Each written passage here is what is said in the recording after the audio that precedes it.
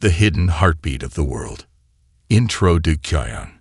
Los Angeles buzzed like it always did, a symphony of honking cars, hurried footsteps, and the occasional street musician trying to cut through the chaos with a beat or a ballad. In the midst of it all, tucked away behind high walls and even higher expectations, lived Aurora Reeves, the only daughter of Hollywood icon Keanu Reeves. She had her father's quiet strength and her mother's soft eyes, but unlike most celebrity children, she never wanted to be in the limelight. The cameras didn't entice her. Fame felt like a glass cage. Instead, Aurora longed for something else, something real, something untouched by fame. What she didn't know was that her quiet yearning would soon pull her into a journey that would change her forever and show the world the unshakable power of kindness, empathy, and resilience. The VAGT of a name. Being the daughter of Keanu Reeves wasn't as glamorous as the tabloids made it out to be. Aurora, 24, had grown up away from paparazzi as much as possible.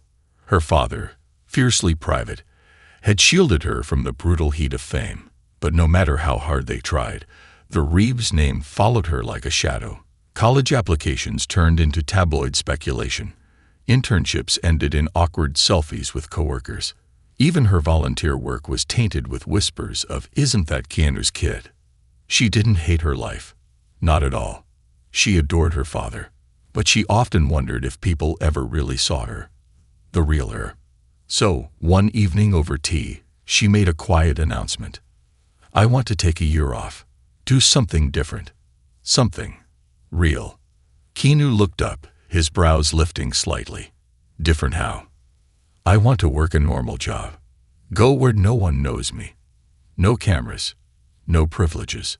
Just be a person. See how people live. Understand the world." He set down his mug, thinking, "That's brave. It's necessary." A plan in motion. Aurora dyed her hair of a soft auburn and swapped her designer wear for thrifted jeans and oversized t-shirts. With a forged resume under the alias Maya Collins, she applied to several cleaning agencies across LA. She didn't want a desk job. She wanted to see the hidden sides of life. Messy, honest, unfiltered. She got a call back from Sunlight Cleaning Services, a small underfunded agency run by a kind woman named Dolores, who seemed too tired to care who Maya really was. "We mostly clean offices and apartment buildings. It's not glamorous, but it's honest work," Dolores had said. "That's all I'm looking for." Day 1. Her first assignment was a 30-story high-rise in downtown Los Angeles. Maya, Aurora, arrived at 6:45 a.m., just before the city started to stir. Her co-worker, Janelle, a single mother of 2 in her late 30s, gave her a nod and a mop. "New girl, huh?" "Yeah. First day." "You'll learn quick," Janelle said. Pain teaches fast. By 9:00 a.m., Maya's back ached. By noon, her knees were sore. She had cleaned bathrooms that smelled of despair and scrubbed floors that hadn't seen kindness in years. But what struck her most wasn't the grime. It was the people. She saw a security guard gently give his sandwich to a homeless man outside. She watched an elderly tenant struggle with her groceries, only to be helped by a janitor who was clearly clocked out.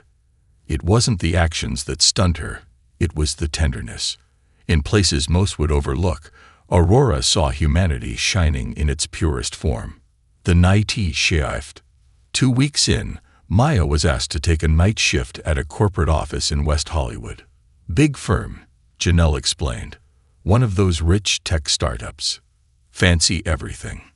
The building sparkled like it belonged on Mars. She was paired with a quiet man named Louis, a former school teacher from El Salvador, who cleaned to send money back home. He didn't talk much, but when he did, his words were measured, poetic. "This place," he said once as they mopped hallways, "they think we are invisible. But we are the ones who make it shine." It hit her like a punch in the gut. Discovering is EQRE. One evening, while cleaning a CEO's office late at night, Aurora found a file that had been left open, a series of internal memos revealing that the company was quietly laying off hundreds of employees while publicly boasting record profits and donating millions to charities for PR. She froze. "They're cutting off the very people who built them," Lewis said from behind her. "They're pretending to be good." Lewis simply nodded. Sometimes pretending is easier than being. It was the first time Aurora felt truly angry. Not the kind of petty anger, but a deeper kind, the kind that demanded action. The breaking point. Days turned into weeks, and Maya saw more than just dust and stains. She saw exploitation. She saw janitors fired for clocking out 2 minutes late. She saw cleaners working double shifts without breaks, without benefits, without voices. And yet, they smiled. They shared food. They sang while they worked. They carried each other. It shattered her. These people had so little, yet gave so much. They had every reason to be bitter, yet chose kindness. One night, Janelle came in crying. Her babysitter had bailed, and she couldn't afford to call off. "If I miss one more day, they'll fire me," she said between sobs. Aurora made a choice. "Give me your list. I'll do your rooms." A spark of hope. By the third month, Maya had quietly become the silent heart of the crew. She fixed vacuums, brought hot meals, stayed late to help others, and even set up a small emergency fund using the allowance she still received from her father, unbeknownst to anyone. She wasn't just cleaning floors, she was cleaning hearts. And the more she gave, the more she changed. She started recording her journey, not on video, but in letters to herself. Stories of people who should have been forgotten but weren't. Moments of compassion in brutal places. What she didn't know was that these stories would soon find the world and turn everything upside down. The secret in the storage closet. The days blurred into each other like watercolor on a damp canvas. Aurora, still disguised as Maya Collins, found herself caught in the rhythm of ordinary life, something she had craved for years. She no longer flinched when her hands cracked from scrubbing floors or when her back ached from lifting industrial vacuums. In fact, she found a strange peace in the simplicity. But peace, as life would have it, never lasted long. His all-in moment. It started with a sound. She was cleaning the 12th floor of the West Hollywood Tech Building late at night, long after the employees had gone. The buzz of the fluorescent lights was a familiar companion by now. She was humming to herself when she heard a soft click. A door, slightly ajar. She paused. That door led to the maintenance storage closet. No one ever used it after hours. She approached quietly and pushed it open. What she saw inside stunned her. There, huddled on a pile of towels, was a boy, no more than 7 years old. His clothes were too thin for the air-conditioned building. His eyes, wide with fear, locked onto hers. "Don't tell," he whispered, voice cracking. "Please don't tell." Aurora dropped her cleaning supplies and knelt beside him. "Hey, it's okay. I'm not here to hurt you. Are you lost?" He shook his head. Then, behind her, came another voice. "Luca," a woman gasped. It was Janelle. Truth in the dark. Janelle pulled the boy into her arms, whispering apologies and rocking him gently. Tears streamed down her cheeks. "I didn't have a choice," she said, looking up at Maya. "The sitter bailed again, and I couldn't leave him alone in our neighborhood. It's not safe. He's been hiding here for weeks. I only bring him when I work nights." Aurora felt her heart crack. All this time, Janelle had been working double shifts, arriving early, leaving late, and hiding a child at work to protect him. The woman who offered her half of her sandwich, who laughed even when she was exhausted, who carried everyone else's burden. And now she was the one in danger of losing everything. "Does anyone else know?" Aurora asked gently. Janelle shook her head. "No. And if they find out, I'm gone. We're gone. I'll lose my job, and we'll lose our apartment." Aurora looked at the small boy curled up against his mother, then back at Janelle, the woman who had shown her what strength looked like, who had made the cold halls feel a little warmer. "No one's going to find out," she said quietly, "but we need to come up with a plan. A dangerous OFF here." The next day, Aurora met Janelle at a small coffee shop before their shift. She arrived early, wearing a hoodie pulled low over her eyes. The city was buzzing outside, oblivious to the life-changing decision Aurora was about to make. Janelle walked in, holding Luca's hand. "I still don't know how you haven't run screaming," Janelle said, offering a tired smile. "This isn't your mess." Aurora sipped her tea. "That's where you're wrong. We all live in the same world. We just pretend we don't." She pulled out a small envelope from her backpack and slid it across the table. "What's this?" Janelle asked. "A prepaid apartment lease. 6 months. In a better neighborhood. I found a friend to vouch for you, and I'll handle the rest anonymously." Janelle froze. "I can't accept that," she whispered. "You barely know me." "I know enough." Janelle shook her head. "What if they find out?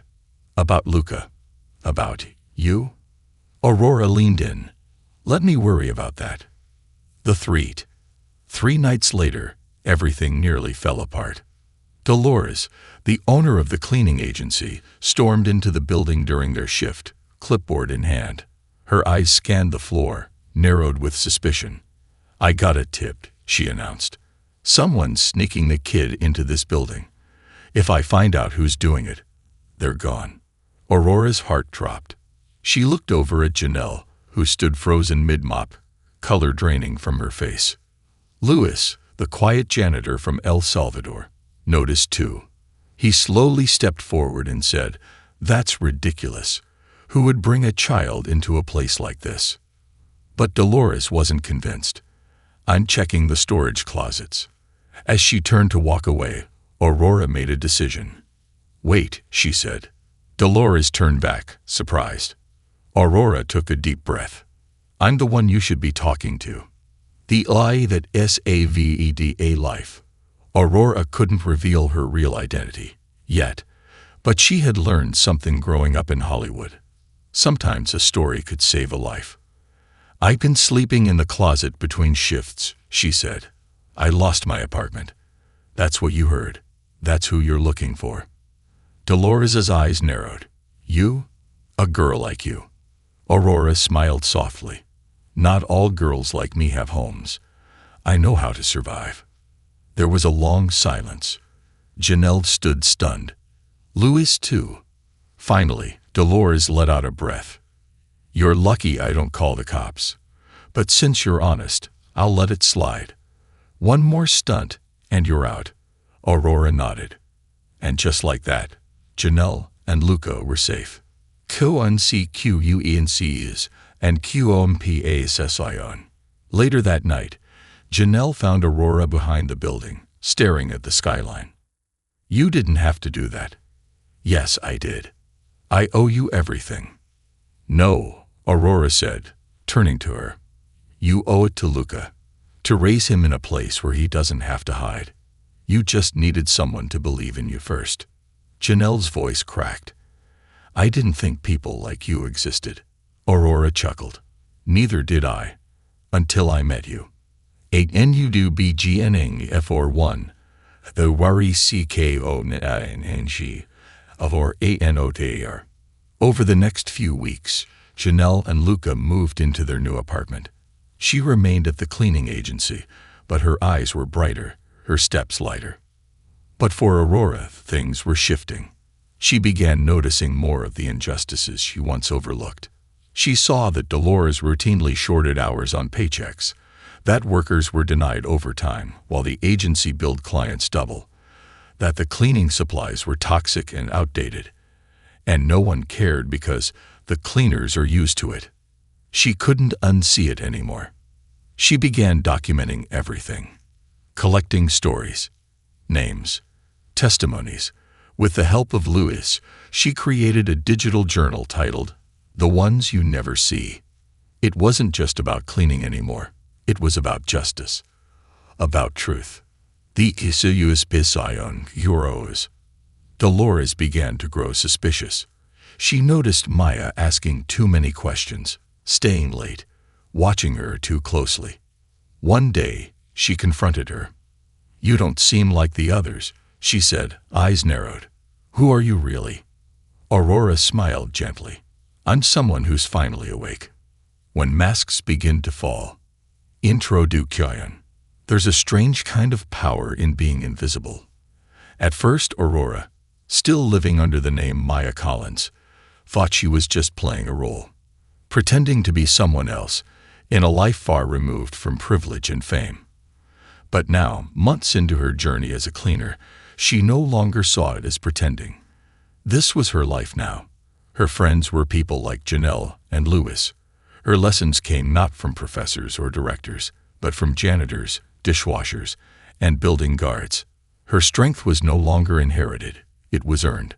But while her heart grew stronger, the illusion around her began to thin. And someone was watching. A storm brewing. Dolores had always been sharp, tired, overworked, and occasionally cruel, but sharp. The owner of Sunlight Cleaning Services prided herself on knowing everything that went on under her watch, and something about Maya Collins never sat quite right. She didn't complain, ever. She offered to cover other people's shifts. She carried herself differently. She once spoke fluent French to a client on accident, and her shoes, cheap but well-fitted, were just a bit too clean. One night, Dolores opened her laptop and typed in Maya Collins, Los Angeles. Nothing. No records, no social media, no credit history. That's when her suspicions turned into obsession. The Digitail hunt. Dolores wasn't tech-savvy, but she had a niece who was, a college student who owed her a favor.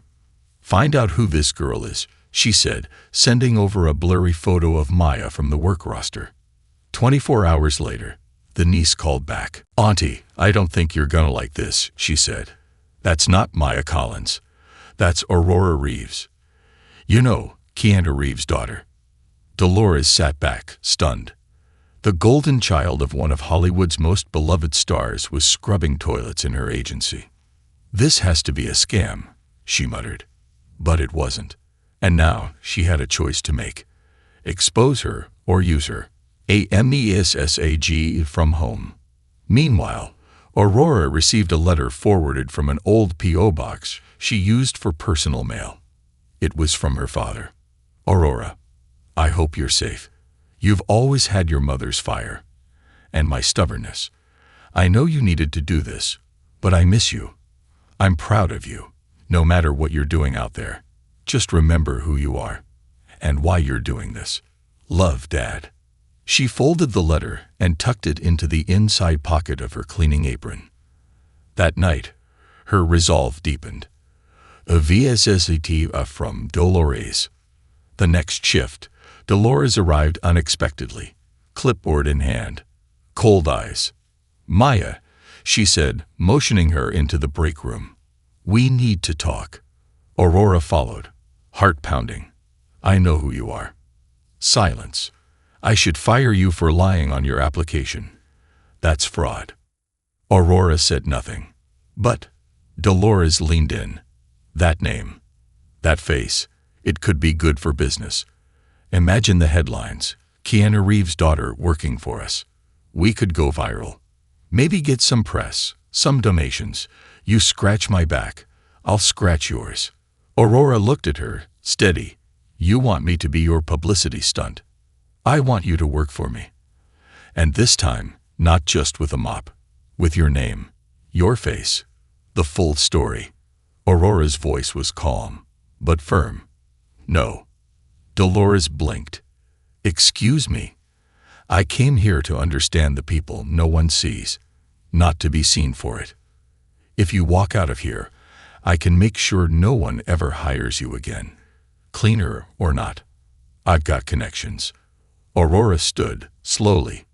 "You have power over people who are afraid. I'm not afraid of you." And she walked out. A dangerous decision. Aurora knew the storm was coming. Within 48 hours, Dolores sent out an internal memo to the team. claiming Maya Collins is not who she says she is. She didn't say the name Aurora Reeves outright, but the damage was done. Whispers spread. Trust fractured. Louis approached her quietly that night. "Is it true?" She nodded. He didn't flinch. "Then you should know something." He handed her a folder. In it were copies of unpaid invoices, forged time cards, and photos of the cleaning supplies storage, showing chemicals that had been banned years ago due to health risks. "I've been documenting this for months, but no one would listen. Maybe they'll listen to you." Aurora looked at the folder, then at Louis. "Why didn't you go to the press?" "Because people like me get deported, not promoted." Going public. That night, Aurora sat in her tiny apartment, the files spread out in front of her. Her hands trembled, not out of fear, but because she understood what this meant. She would have to come forward, not as Maya Collins, the invisible cleaner, but as Aurora Reeves, the daughter of a man whose name carried weight in every corner of the world. She opened her laptop and began writing. The OPNLETTR. To the people who see us, and the ones who don't. My name is Aurora Reeves. For the last few months, I've been working undercover as a cleaner in Los Angeles. Not for a role, not for research, but because I needed to understand something no classroom or studio could teach me. How the world treats the people it pretends not to see. I met mothers hiding their children in storage closets, teachers working midnight shifts to send money home, immigrants silenced by fear, yet holding communities together. And I saw how they were exploited by agencies like the one I worked for. Underpaid, ignored, exposed to toxic chemicals, clocked out early by managers to save costs, fired for asking questions. I've attached documents and testimonies, not because I want attention, but because these people deserve justice. They are the reason buildings shine, offices open, hospitals run, schools stay clean. And yet, they are invisible. Not anymore. She signed it with her real name and hit send. The world finally sees. Introduction. Some revolutions don't begin with riots or protests. Sometimes they start with a quiet story. A mop, a broken-hearted mother, a whistleblower in a janitor's uniform, and the courage of a woman who chose to walk away from privilege to stand beside the people nobody sees. Aurora Reeves, once just a name whispered in Hollywood circles as Keanu Reeves' quiet, camera-shy daughter, had become something else overnight. A truth-teller. Her open letter had left the world stunned. And now, the world was looking. But fame brings fire. And for every door that opened, another slammed shut. The viral storm. Within 36 hours, Aurora's letter was everywhere. Headlines screamed from phone screens and news tickers. Keanu Reeves' daughter exposes exploitation in America's cleaning industry. Hollywood Harris goes undercover, uncovers injustice. The cleaner who changed everything. What began as a letter of quiet outrage quickly spiraled into a cultural moment. Morning talk shows, news anchors, podcast hosts, all dissected her words. Some praised her bravery, others questioned her motives. But the letter had done what it needed to do. It had made invisible people visible. The people rise. Within days, hundreds of cleaners, janitors, domestic workers, and hospitality staff began sharing their own stories using the hashtag #WearANoteInvisible. A janitor in Texas posted a photo of his bleeding hands after using outdated chemical cleaners. A single mom in Chicago wrote about being fired for taking a day off to care for her sick child. A retired veteran turned overnight custodian in New York City uploaded a video thanking Aurora personally.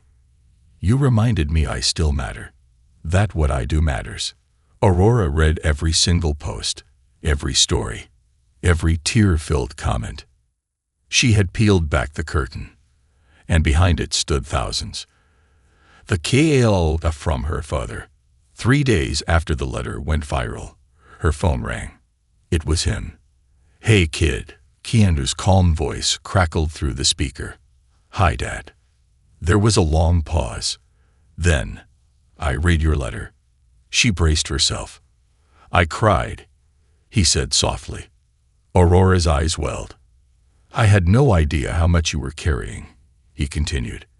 "You've always had this fire in you. Your mom would have been so proud." Aurora blinked. "You're not mad." He laughed.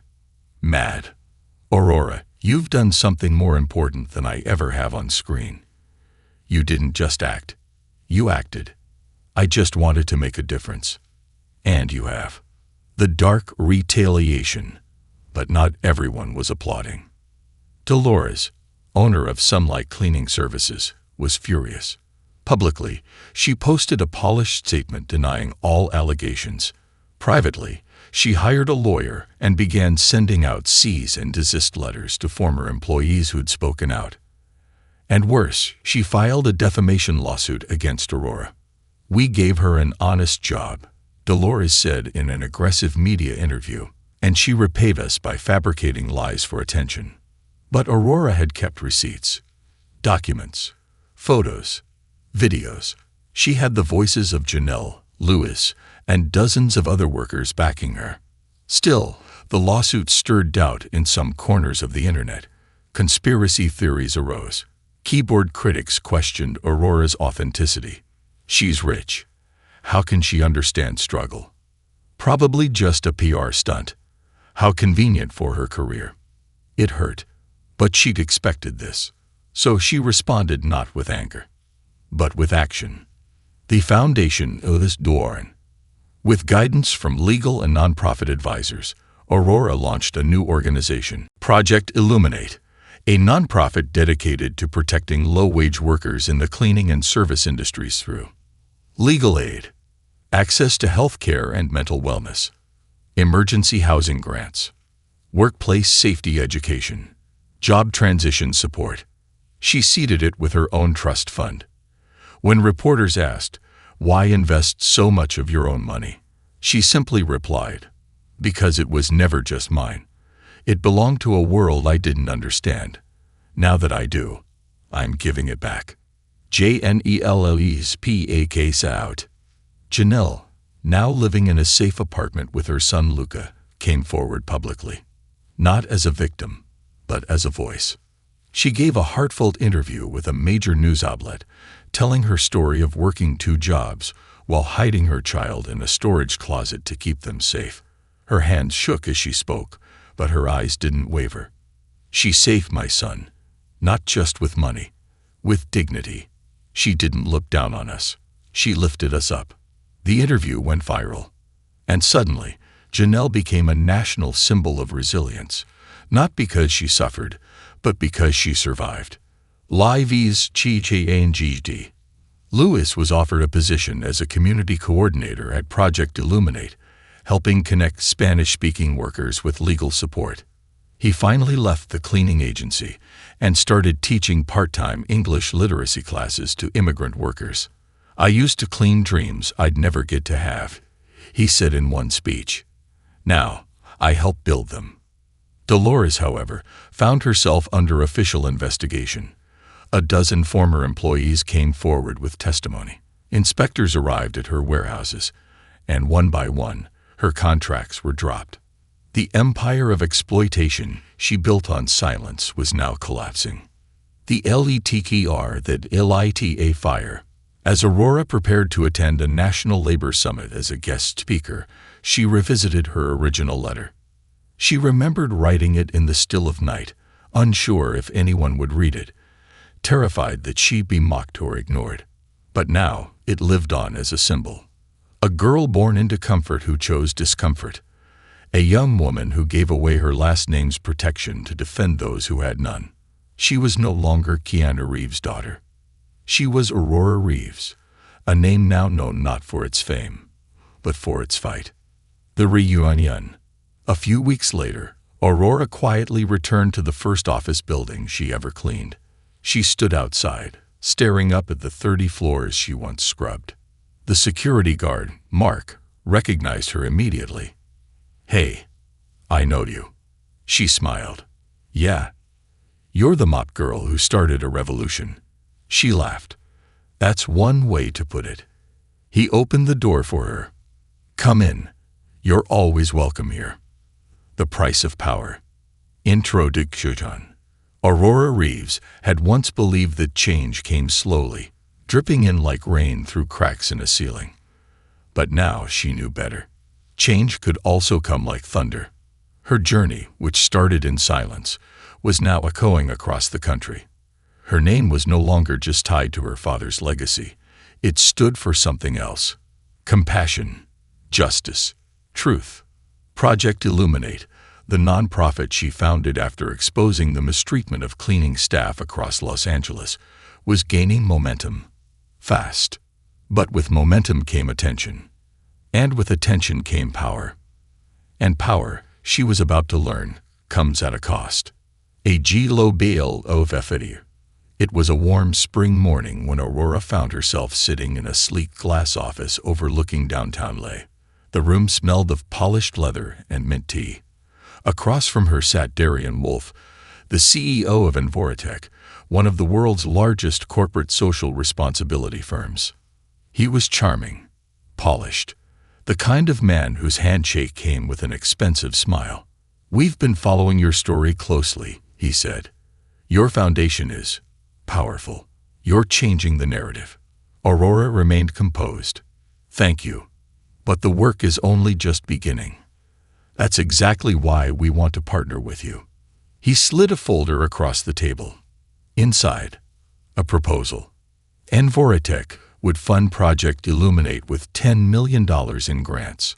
They'd help scale it internationally, bring education and resources to cleaners in underserved countries, advocate for labor rights, set up training programs. It sounded like a dream. But buried in the fine print were caveats. Aurora would step back from Lewis, now acting as outreach coordinator, approached her. That money, it could save thousands, he said gently. I know, she said, but it could also silence thousands more. Janelle added, if they put you in a box, you'll lose the reason you started this in the first place. Aurora rubbed her temples. Why is it always the people doing the worst who have the most money to help? They were all silent, because they knew the truth. The system was built that way. The media basically. News broke that Aurora had turned down the Envoritech deal. And just like that, the tide began to shift. Suddenly, the same media outlets that once praised her began asking different questions. Is Aurora Reeves letting ego get in the way of helping more people? Reckless idealism or necessary resistance? Hero or hypocrite? The headlines stung, but what hurt more were the online comments. Even some supporters started to waver. You're not helping anyone by being stubborn. You could have saved more lives. You're letting your pride speak louder than your purpose. Aurora stopped reading them. Instead, she went back to the field. A return to the roots. For a week, she shadowed her team on new assignments. She visited shelters, cleaned public schools, translated documents for immigrant workers applying for benefits. One night, while cleaning a rundown high school gym in East LA, she met a young girl named Sophia-15, sweeping floors after her evening classes. You don't look like a janitor, Sophia said. Aurora smiled. Neither did you. I clean so my mom doesn't have to work 2 jobs. She already works nights at the hotel. If I help here, we eat. Aurora's heart clenched. I read your letter, Sophia continued. It made me feel seen. That night, Aurora sat in her car and cried. Not because she was overwhelmed, but because she remembered why she started, who she was doing this for. The call from her father. Again. Her phone buzzed again. It was her dad. You okay, kid? I turned down $10 million. There was a beat. Proud of you, he said. I'm scared. You should be, but scared and wrong aren't the same thing. I thought it'd get easier. It won't, but you're not alone. You've started something real, and the ones who matter, they're still with you. The ALTRNATVRIC is. Days later, something unexpected happened. A group of small businesses, local cleaners, community centers, co-ops, banded together to create an independent funding campaign for Project Illuminate. Their goal was to raise $500,000 in grassroots donations. Within 72 hours, it surpassed $1 million. One of the campaign videos featured Sophia. She turned down $10 million to protect our voices. Maybe it's our turn to protect hers. Aurora watched it with her hand over her mouth. This was real support. Not polished, not bought, but earned. The Heartwarming. That month, Aurora was invited to testify before a congressional committee investigating labor abuse in low-wage industries. Dressed in a simple black suit, she stepped into the chamber. Cameras flashed. Lawmakers leaned forward. She told them about chemical burns, about unpaid hours, about sleeping children hidden in janitor closets. She ended with this: these workers don't need handouts. They need fairness. They need rights. They need someone to remember that behind every polished floor is a human life, scrubbing in silence. The room was silent. Then, applause. Not just from the audience. From lawmakers, too. ASHIFT and DA Wind. After the hearing, multiple bills were introduced to regulate cleaning product safety standards, require fair compensation audits for contract workers, fund emergency shelters for single working parents. They weren't perfect, but they were a start. And for the first time in months, Aurora felt hope bloom in her chest again. The G-Lo Bail LETTR. Later that night, she sat in her apartment and drafted a new open letter. To every worker who thinks no one sees you, we do now. We see your calloused hands, your tired eyes, your endless strength. You deserve more than thanks. You deserve rights. This isn't just a movement. It's a mirror, and we won't stop until you're reflected clearly. With love and purpose. Aurora Reeves, Shadows Beneath the Marble. Intro to Keanu. The fight for dignity has no borders. What began as one young woman's journey to understand the struggles of the invisible had now evolved into something far greater. With her story igniting conversations around the world, Aurora Reeves had become a voice not just for American cleaners and service workers, but for a global community too long silenced. But justice is not a destination. It's a path lined with harsh truths. As Aurora stepped onto foreign soil to expand Project Illuminate's reach, she had no idea she was about to uncover a hidden world. Darker, more sinister, and more urgent than anything she had faced before. The invitation. It began with an email. Dear Ms. Reeves, we represent a coalition of Southeast Asian women-led cooperatives dedicated to rehabilitating survivors of labor exploitation. We have followed your story, and we believe our missions align. If you are open, we would love to host you here in Thailand and introduce you to the work being done, and the work still to come. The message was signed by Sapeda Thanakorn, founder of Rai Sang Dao, a Thai grassroots movement advocating for ethical labor in tourism hotspots.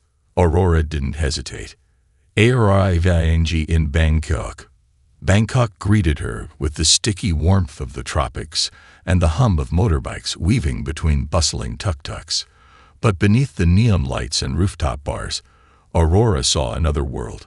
Makeshift shelters, food vendors with tired eyes, and children clinging to mothers who looked far too young to carry the burdens they did. Sopita met her at the airport, dressed in a simple linen dress, her eyes sharp, her handshake firm.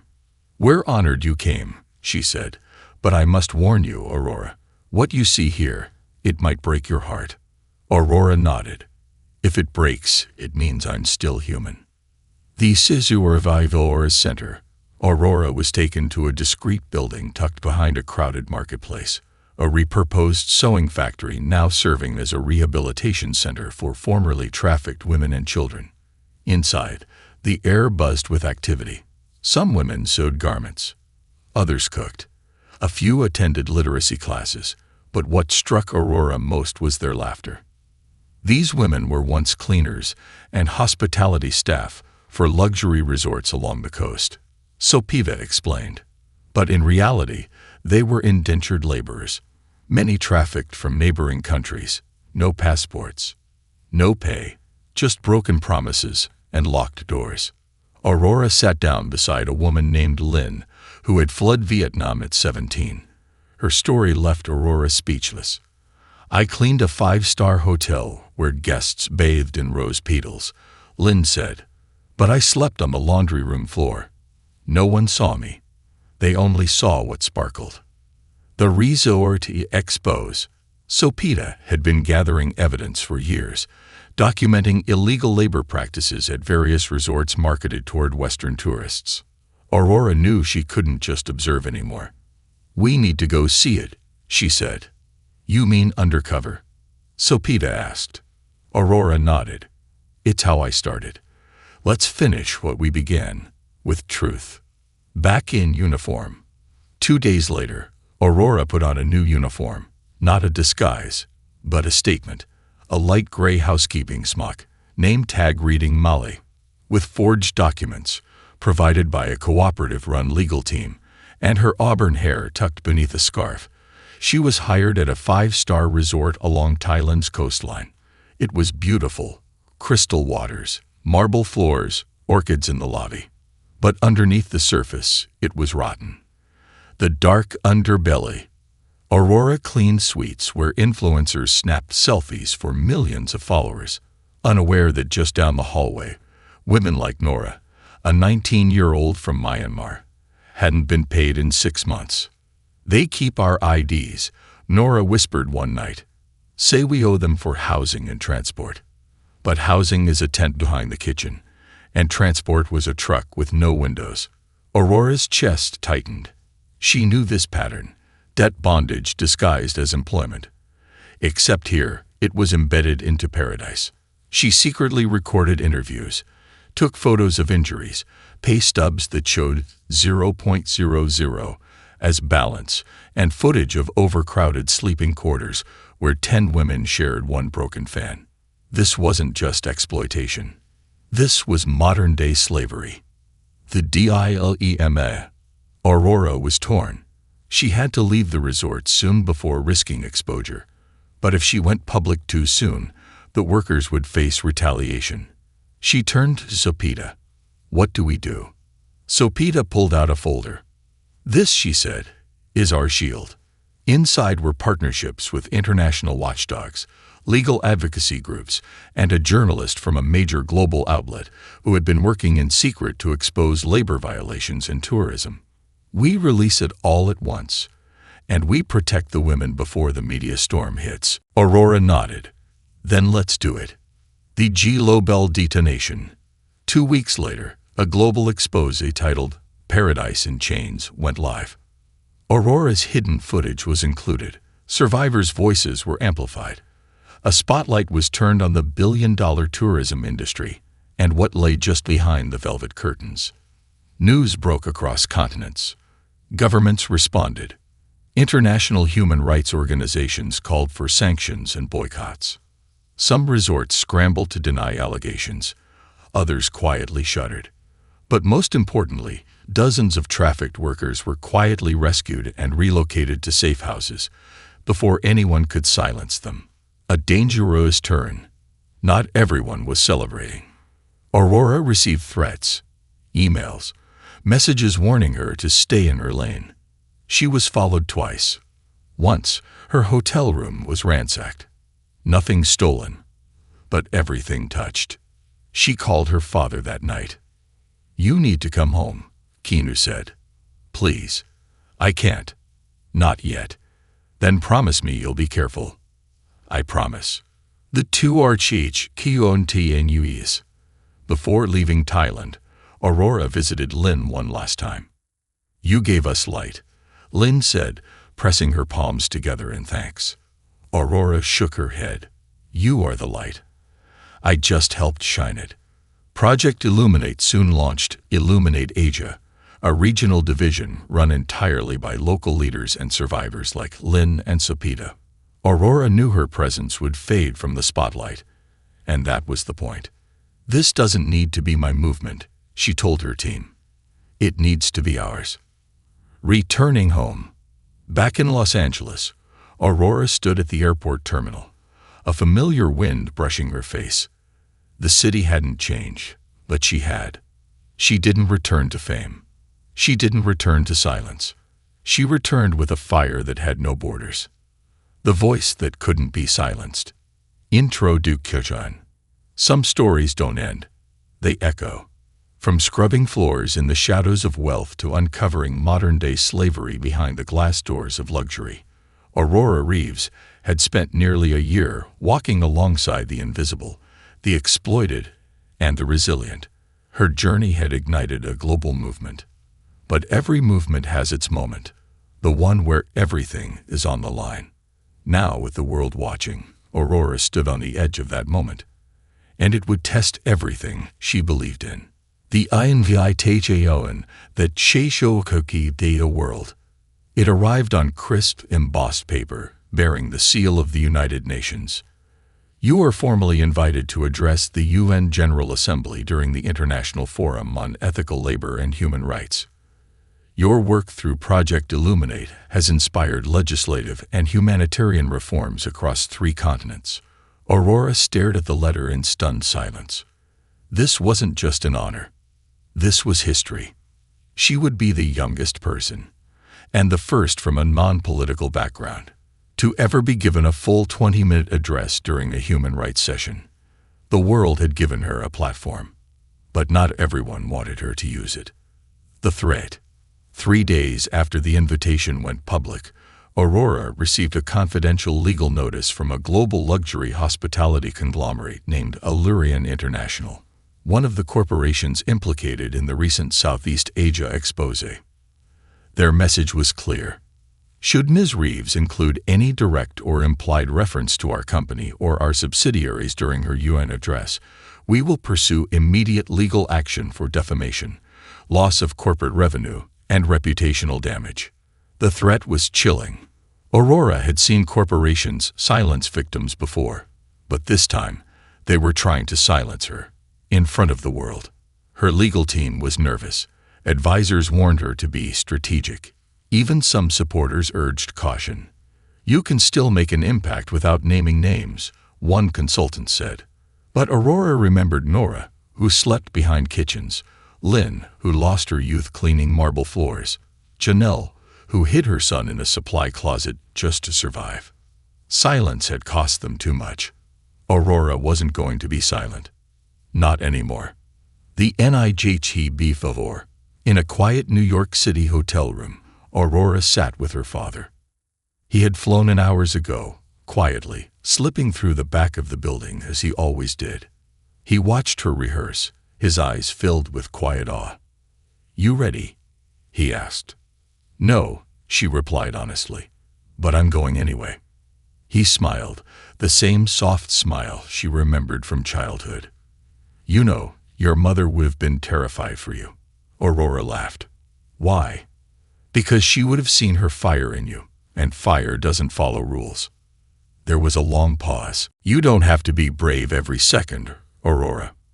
"I know," she said, "just the ones that matter." The day the world listened, the UN General Assembly was packed. Delegates, diplomats, journalists, human rights advocates, over 100 countries represented. Aurora walked onto the grand stage wearing a simple black suit, her Project Illuminate pin glinting beneath the lights. The room fell into silence. And she spoke. "My name is Aurora Reeves. I was born into a world where my last name meant privilege, safety, choice. But this is not the reality for most of the world. I spent the last year cleaning the floors you walk on, scrubbing the toilets in your airports, serving meals in your hotels. I did it under a different name, so I could see what the world looks like when it thinks you have nothing to offer. What I saw broke my heart and built my purpose. I met a woman who hid her child in a janitor closet because she couldn't afford childcare. I met a man who taught math in his home country, but now mopped floors in silence. I met girls, children, forced to clean the villas of the rich while sleeping on laundry room floors. I also met resilience, kindness, strength that could lift mountains. But strength should not be a requirement to survive. And so, I stand here not to ask for sympathy, but for action. We must hold corporations accountable. We must reform supply chains that profit from invisible suffering. We must invest not just in policies, but in people. I will not be silent, even if it costs me everything, because I have seen what silence costs them. Asterisk, asterisk. When she finished, the room remained still for a long moment. Then came the applause. It wasn't polite or obligatory. It was thunderous. Aurora didn't smile. She didn't bow. She simply stepped back, her eyes scanning the crowd for one person. Her father stood, clapping with quiet pride. The AFT Aramete. Within hours, her speech went viral, translated into 41 languages, shared across borders, across industries. Protests erupted outside Illyrian resorts. Workers' unions called for formal investigations. More survivors came forward. Within a month, 3 major hotel chains, under public and legal pressure, agreed to restructure their labor operations and settle with exploited workers. Aurora was nominated for a Global Human Rights Award, and Project Illuminate received an anonymous donation of $25 million, rumored to be from a remorseful investor turned whistleblower. AFINAO. Months later, Aurora returned to the first apartment she shared while living as Maya Collins. She walked through the cracked hallways, remembering the long nights, the aching hands, the whispered conversations in break rooms. Louise now led the West Coast division of Illuminate. Janelle had gone back to school to study labor law. Lynn was training to become a cooperative leader in Thailand. The people she once walked beside were now walking ahead. She smiled. They were never just the background. They were the backbone. Closing lettr to the world. She posted one final open letter. I once went undercover to understand the world. What I found was not weakness, but strength, tucked in mop buckets, break rooms, and midnight shifts. I found mothers raising nations in silence, fathers sacrificing everything, survivors building empires from the ruins. The world doesn't need another celebrity. It needs more listeners. So now, I step back, not because the work is done, but because it never was mine alone. Project Illuminate belongs to the people who lived these truths before I ever saw them. I'm still here, but this story now belongs to them. Aurora Reeves.